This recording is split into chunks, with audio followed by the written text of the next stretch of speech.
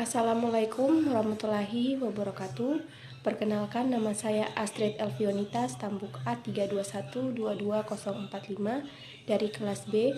Di sini saya akan membacakan hasil resume saya pada pertemuan hari ini untuk mata kuliah Sistem Pemerintahan Daerah. Pada soal yang pertama, yaitu jelaskan ketiga asas penyelenggaraan pemerintahan daerah dan contohnya dari asas tersebut. Jawabannya yang pertama adalah asas desentralisasi, yaitu asas yang penyerahan dan wewenang politik dan administrasi oleh jenjang organisasi puncak pada jenjang organisasi di bawahnya. Contohnya, penyerahan urusan dari pemerintahan pusat kepada pemerintahan daerah.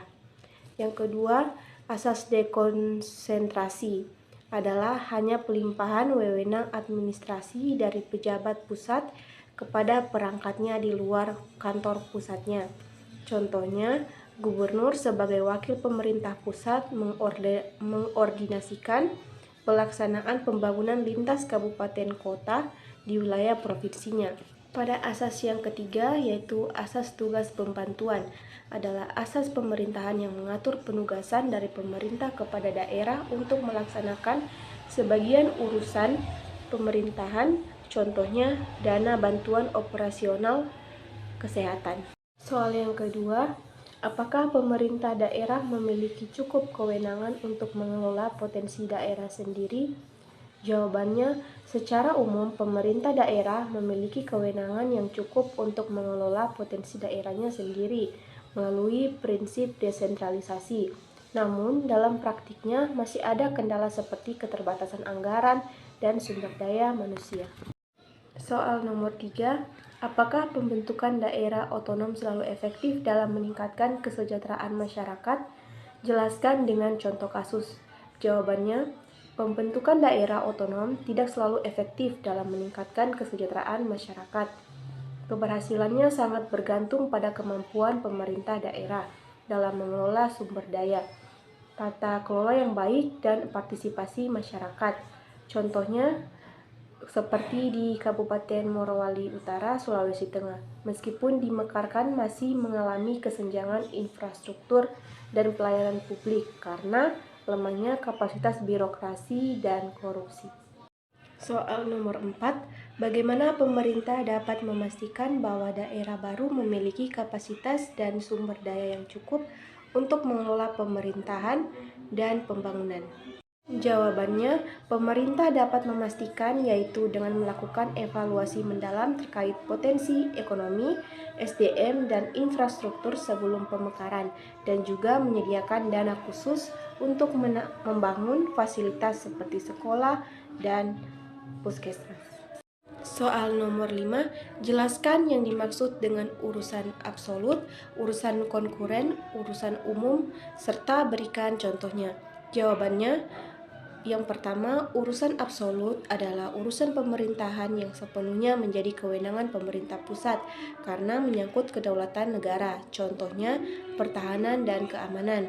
Dan yang kedua, urusan konkuren adalah urusan yang dibagi antara pemerintah pusat, provinsi, dan kabupaten atau kota sesuai dengan skala dan karakteristik daerah, contohnya seperti pendidikan dan kesehatan.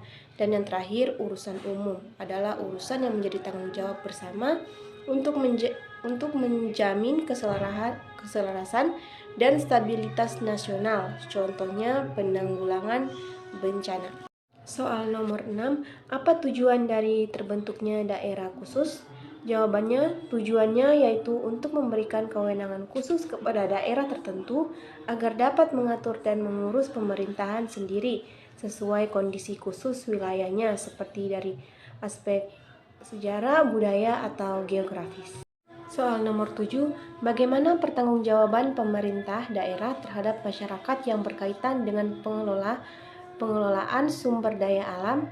Jawabannya, pertanggungjawabannya yaitu meliputi pemanfaatan sumber daya alam untuk kepentingan rakyat, bukan hanya untuk investor atau elit saja, dan mengelola pendapat dari SDA atau sumber daya alam untuk pembangunan daerah seperti infrastruktur. Pertanyaan nomor 8, apakah wilayah Bahodopi termasuk kawasan khusus serta apa saja yang menandakan bahwa Bahodopi termasuk kawasan khusus?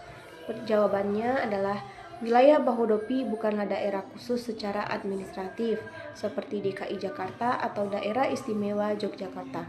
Namun Bahodopi memiliki peran strategis dalam industri nikel dan kontribusinya terhadap perekonomian nasional memberikan wilayah ini menjadi posisi penting dalam pengembangan industri di Indonesia. Sekian resume saya pada pertemuan hari ini. Mohon maaf apabila ada salah kata. Wassalamualaikum warahmatullahi wabarakatuh dan terima kasih.